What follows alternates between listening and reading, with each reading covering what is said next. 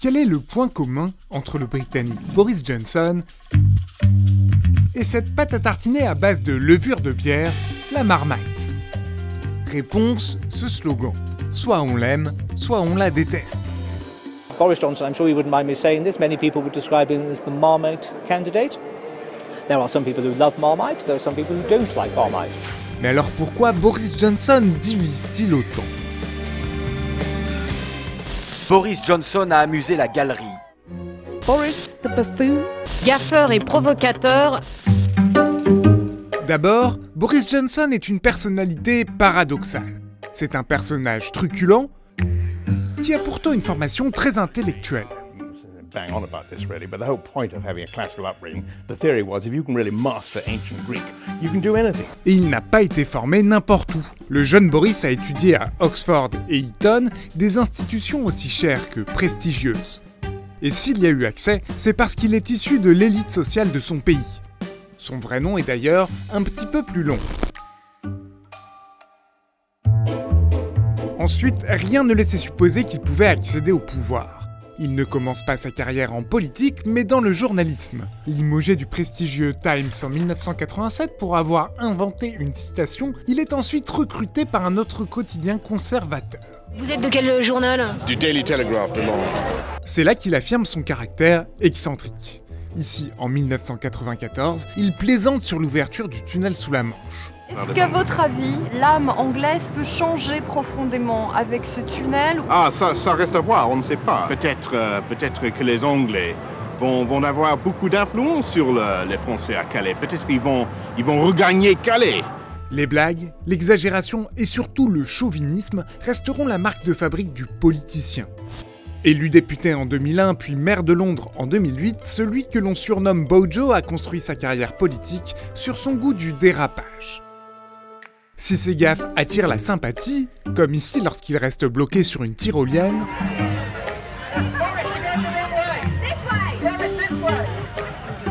il crée des polémiques en multipliant les provocations. He's made racist comments. He's made homophobic comments. He's made Islamophobic comments. He's made anti-Scottish comments. Ces propos reprochés à Boris Johnson se trouvent surtout dans des chroniques écrites pour des journaux. En voici quelques exemples. Dans le Daily Telegraph en 2018, il écrit que les femmes en burqa ressemblent à des boîtes aux lettres ou à des braqueurs de banque. En 2002, il y évoque des négrillons au sourire de pastèque pour parler des populations noires des pays du Commonwealth. En 1998, il mentionne les tarlouse en débardeur de la boîte de nuit Ministry of Sound. En 2005, il décrit l'Écosse comme pleine de localités pourries. Et on peut aussi compléter cette liste avec certains propos offensants pour les femmes. Par exemple, cette déclaration de 2005. Cette chronique sur les femmes sexy du Parti travailliste, ou ces reproches qu'on lui fait au Parlement lorsqu'il ne désigne pas une députée par son nom, mais en déclinant l'identité de son mari.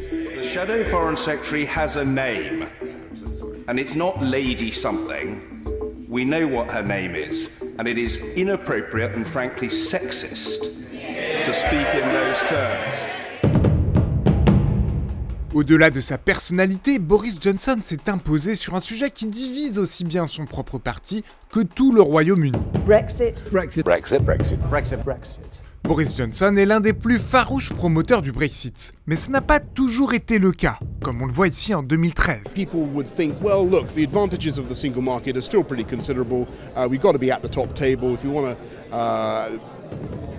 influence some of the decisions that are taken. I think narrowly they will vote to stay in, and that's certainly the course I would support.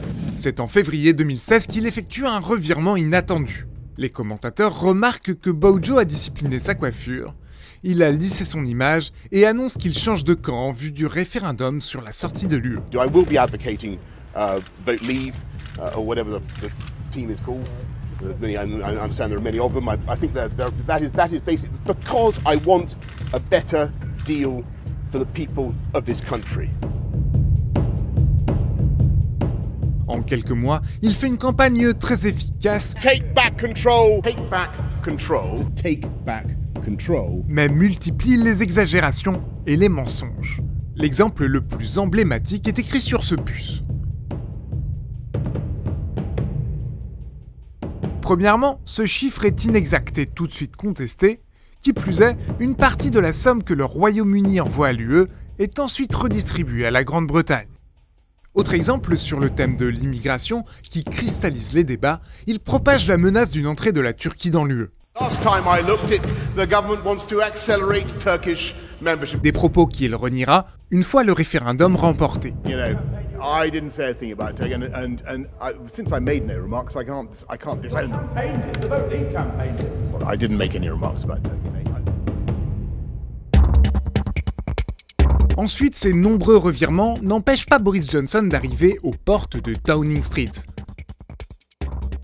Il a pourtant d'abord refusé de prétendre au poste de Premier ministre après le référendum de 2016. That person cannot be me. Puis son bilan au ministère des Affaires étrangères entre 2016 et 2018 est jugé médiocre. Il a notamment été absent sur les grands dossiers internationaux et ses nombreux dérapages n'ont pas aidé les relations diplomatiques du pays. Did you really call the French turds? Well, I have no recollection of this this comment, but you know I noticed that. It is, you know, it's not very well sourced, this story, but anyway. Well, it seems to have come from the Foreign Office. C'est en 2019 que Boris Johnson revient au premier plan. Lors de l'élection du chef du Parti conservateur, son camp est tétanisé. Theresa May a échoué à faire voter son accord de sortie de l'UE. Et le parti du Brexit, la formation d'extrême droite de Nigel Farage, est arrivé largement en tête aux élections européennes.